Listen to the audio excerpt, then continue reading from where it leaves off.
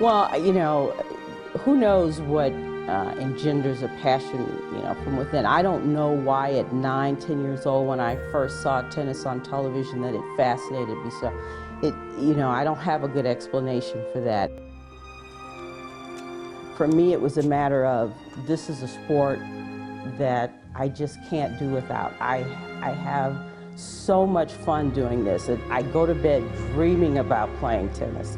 And I'd wake up, especially during the summers, thinking about tennis. I'd go to bed thinking about tennis. I didn't know what tennis was all about during that time until when I got here. Then I wasn't that interested in it when I got here in Colorado, because I was a table tennis man, and I loved it.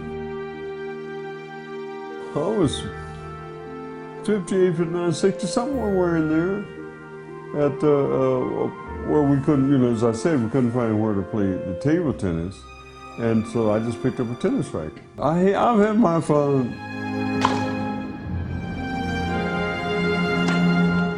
I just naturally gravitated to it once I saw those tennis courts. I don't care what barriers you have. If I'm hitting that ball a certain way, you got to respect that thing. For one, tennis is unique just because I still believe it's the greatest sport out there. It's the hardest sport to learn, it's the hardest sport to get good at. It requires the most athleticism. You don't have a limitation. You can go as far as you want to go. If you want to work hard, you want to push yourself.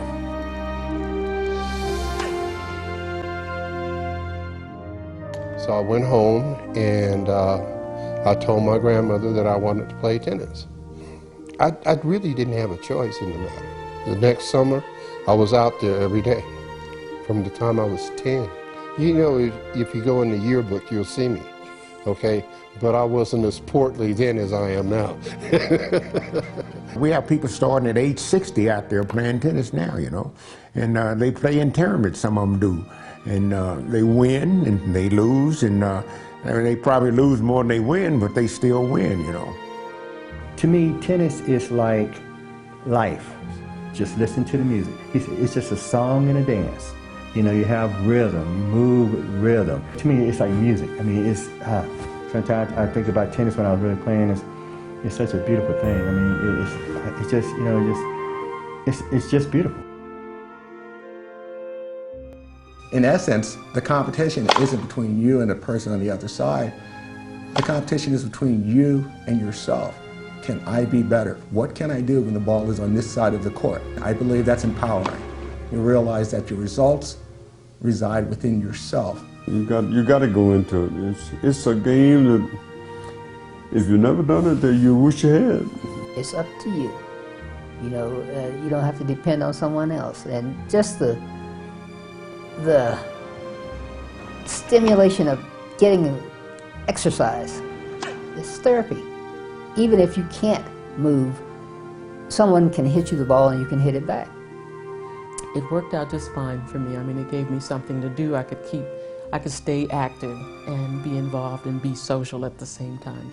And be fit too at the same time, because a lot of people think that tennis is not a fitness sport. You know what? When you're 40 years old, you're not going to be playing a pickup basketball game. You're not going to even be able to find anybody to play basketball with, whereas you'll have this whole huge tennis community that you can not only play with, but socialize with and just have a great time with. Tennis is a sport of a lifetime. I was in my late 30s when I was first introduced to tennis.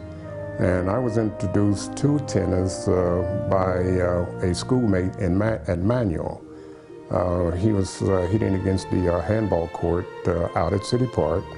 And so I mentioned to him that that was basically a girl's game. I didn't realize that there were many black tennis players around. And I mean good players. I mean, these guys could play. I started spending some time and hanging out at City Park. And my thing was, I used to always tell them, hey, regardless of how your tennis is, regardless of what you're doing here, then show some love to your fellow man while you're here. Even on the tennis court, show some love. And of course, a lot of times when you'd be playing tennis and you'd hit a ball kind of hard at them or something like this, Well, all right, wait a minute, where's that love? It was in that shot.